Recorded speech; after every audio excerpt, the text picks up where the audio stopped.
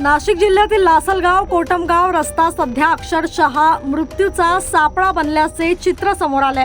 रस्त्यावर ठिकठिकाणी मोठे खड्डे पडले असून सोहन सिटी आणि सिटी सेंटर मॉल समोर रस्त्याची अक्षरशः चाळण झाली आहे।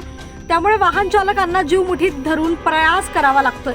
या मार्गावर बाजार समिती, शाळा, ग्रामीण रुग्णालय आणि महाविद्यालय असल्यामुळे दिवसभर मोठ्या प्रमाणात वाहतूक सुरू असते।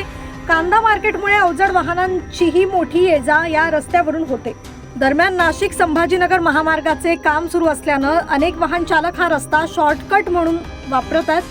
त्यामुळे अरुंद रस्त्यावर वाहतुकीचा ताण आणखी वाढलाय।